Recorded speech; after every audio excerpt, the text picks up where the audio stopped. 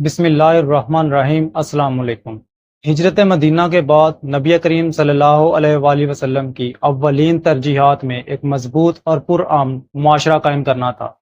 مکہ میں 13 سالہ دعوتی جدوجہد کے بعد مسلمان ہجرت کر کے مدینہ پہنچے تو ان کے پاس نہ گھر تھا، نہ مال، اور نہ ہی کوئی سہارا۔ انصار مدینہ اگرچہ خوش دل اور مہمان نواز تھے، مگر ایک نئے سماج کو تشکیل دینا محض مہمان نوازی سے ممکن نہ تھا۔ مدینہ پہنچنے کے بعد رسول اللہ صلی اللہ علیہ وآلہ وسلم نے سب سے پہلے مہاجرین اور انصار کے درمیان بھائی چارے کا رشتہ قائم کیا۔ یہ محض رسمی معاہدہ نہ تھا، بلکہ عملی اور انقلابی نظام تھا جسے مواقعات مدینہ کہا جاتا ہے۔ مہاجرین مکہ اپنا سب کچھ چھوڑ کر مدینہ آئے تھے۔ وہ بے گھر اور بے روزگار تھے، جبکہ انصار مدینہ کھیتوں، باغات اور گھروں کے مالک تھے۔ نبی کریم صلی اللہ علیہ وآلہ وسلم نے ان دونوں طبقات کو ایک دوسرے کا بھائی بنا دیا تاکہ کوئی محتاج نہ رہے اور سب ایک دوسرے کے دکھ درد میں شریک ہوں۔ انصاری مہاجر کو اپنے گھر میں جگہ دیتا، اپنا مال بانٹتا، یہاں تک کہ بعض نے اپنی جائیدادیں آدھی آدھی تقسیم کر لیں۔ اس بھائی چارے کی ایک جھلک حضرت سعد بن ربیع اور حضرت عبد الرحمن بن عوف کے واقعے سے مل جاتی ہے۔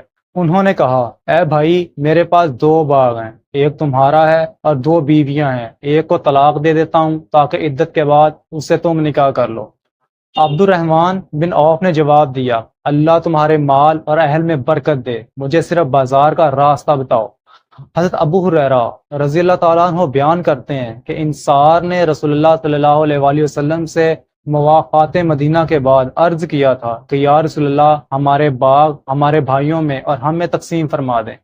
آپ صلی اللہ علیہ وآلہ وسلم نے یہ سن کر کہا تھا کہ نہیں۔ اس کے بعد انصار نے اپنے مہاجر بھائیوں سے کہا کہ ایسا کرو کہ کھیتوں میں کام تم کر لیا کرو اور ہم اپنے پھلوں میں تمہیں حصہ دار بنا لیں گے۔ مگر بعض باغات میں انصار خود بھی کام کرتے تھے، مگر مہاجرین کو پیداوار کا نصف حصہ دے دیا کرتے تھے۔ بہرحال یہ مواقعات مدینہ ایک ایسا عملی کارنامہ تھا کہ جس کی مثال رہتی دنیا تک دوبارہ نہیں مل سکتی۔ مدینہ میں مسلمان کثیر تعداد میں تھے، مسجد نبوی تعمیر ہو چکی تھی اور نماز با جماعت کا باقاعدہ نظام قائم کیا جا چکا تھا۔ لیکن سوال یہ تھا کہ لوگوں کو نماز کے وقت کس طرح سے جمع کیا جائے۔ کچھ صحابہ نے کہا کہ گھنٹی بجا لی جائے جیسا کہ عیسائی کرتے ہیں، کچھ نے کہا کہ بغل بجا لیا جائے جیسا کہ یہودیوں میں رواج ہے، بعض نے کہا کہ آگ جلائی جائے تاکہ لوگ اسے دیکھ کر آ جائیں۔ لیکن نبی کریم صلی اللہ علیہ وآلہ وسلم کو یہ سب طریقے پسند نہ آئے، کیونکہ یہ دیگر مذاہب کی علامتیں تھیں۔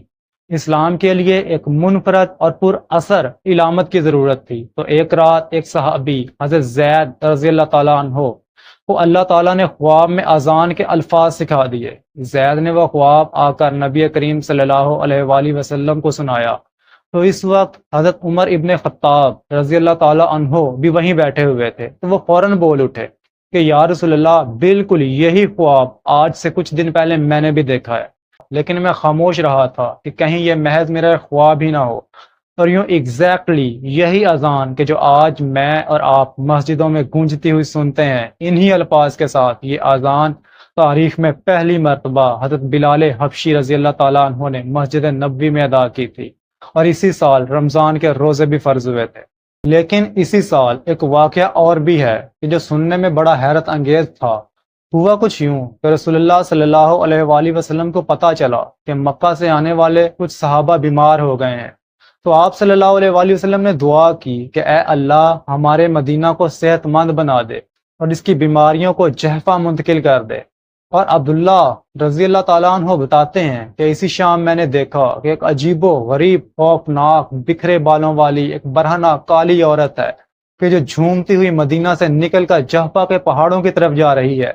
یہاں تک کہ ابن عمر کے علاوہ مدینہ سے باہر بھی کچھ لوگوں نے اس مخلوق کو راستے میں چل کر پہاڑوں کی طرف جاتے ہوئے دیکھا تھا۔ اور جب انہوں نے نبی کریم صلی اللہ علیہ وآلہ وسلم کو اس عجیب و غریب منظر کی اطلاع کی تو آپ صلی اللہ علیہ وآلہ وسلم نے فرمایا کہ وہ بیماری تھی جو مدینہ سے نکل کر پہاڑوں کی طرف چلی گئی۔ اللہ کے نبی اکثر مدینہ کے لیے دعا کیا کرتے تھے اور فرمایا کرتے تھے کہ اللہ، ابراہیم نے مکہ کے لیے دعا کی تھی، میں تجھ سے مدینہ کے لیے دعا کرتا ہوں۔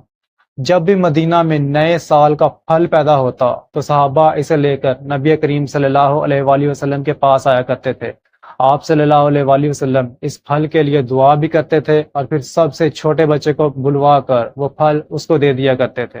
مدینہ ایک بہت اہم شہر ہے، یہ اسلامی ریاست کی ابتدا تھی اور اس نے قیامت سے پہلے بھی ایک بہت بڑا رول پلے کرنا ہے۔ وہ یہ کہ ایک حدیث مبارکہ ہے کہ دجال ہر شہر کو روند ڈالے گا سوائے مکہ اور مدینہ کے، لیکن مدینہ 3 مرتبہ لرزے گا اور اس میں موجود ہر کافر اور منافق نکل کر دجال کی طرف اس کے پاس چلا جائے گا۔ بہرحال مدینہ منورہ میں کچھ یہود قبائل بھی آباد تھے، تو ان کے ساتھ مدینہ کو ایک مکمل ریاست بنانے کے لیے معاہدہ ضروری تھا۔ اسی ہجرت کے پہلے سال نبی کریم صلی اللہ علیہ وآلہ وسلم نے ان قبائل کے ساتھ معاہدہ کیا کہ جسے میثاق مدینہ کہا جاتا ہے۔ یہ صرف ایک معاہدہ نہیں بلکہ انسانی تاریخ کا پہلا تحریری آئین تھا۔ میثاق کے بنیادی نکات یہ تھے کہ سب مسلمان ایک امت ہیں، وہ ایک دوسرے کے مددگار ہیں۔ یہودی اپنے دین پر قائم رہیں گے، مسلمان اپنے دین پر، دونوں کو مذہبی آزادی حاصل ہوگی۔ اگر مدینہ پر کوئی حملہ ہوا تو سب مل کر اس کا دفاع کریں گے، ظلم و زیادتی کے خلاف سب متحد ہو جائیں گے، اور اختلاف کی صورت میں آخری فیصلہ رسول اللہ صلی اللہ علیہ وآلہ وسلم کریں گے۔ یہود قبائل کے ساتھ ہونے والے اس معاہدہ میں یہود قبائل بنو قینقاع، بنو نذیر اور بنو قریظہ شامل تھے۔ انہیں اپنی جان و مال اور مذہب کی آزادی کی ضمانت دی گئی، مگر شرط یہ تھی کہ وہ مدینہ کے دشمنوں کا ساتھ نہیں دیں گے۔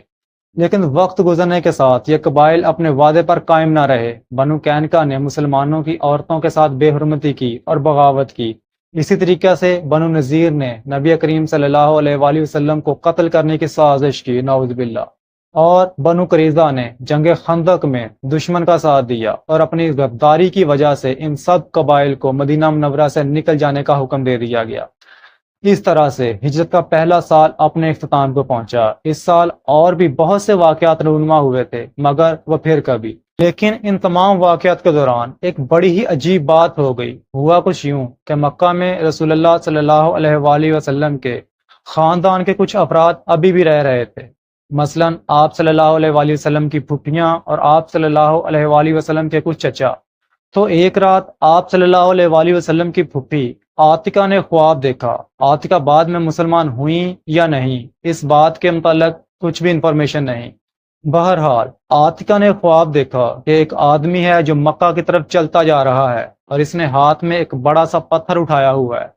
وہ آدمی مکہ کے قریب ایک پہاڑ کے اوپر کھڑا ہو گیا اور زور سے وہ پتھر نیچے مکہ کی طرف پھینک دیا، یہاں تک کہ راستے میں ہی وہ پتھر ٹکڑے ٹکڑے ہو گیا، اور مکہ میں کوئی گھر ایسا نہیں بچا کہ جہاں اس پتھر کا کوئی ٹکڑا نہ گرا ہو۔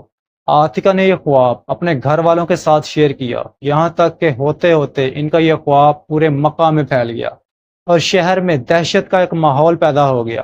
نیچرلی وہ لوگ یہ سمجھنے لگے کہ خواب والے وہ شخص محمد ہیں اور اب وہ مکہ پر حملے کی تیاریاں کر رہے ہیں۔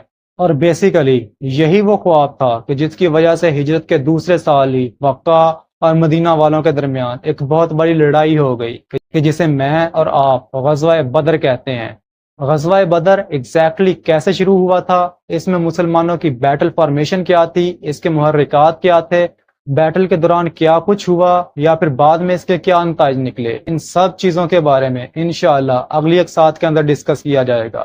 تو تب تک کے لیے اللہ حافظ، فی امان اللہ۔